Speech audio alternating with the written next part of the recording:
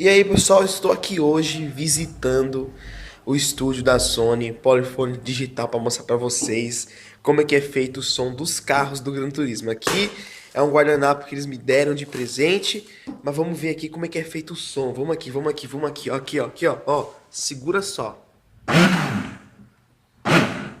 Eita, vai cair essa porra aqui. Ó, segura só o som, ó.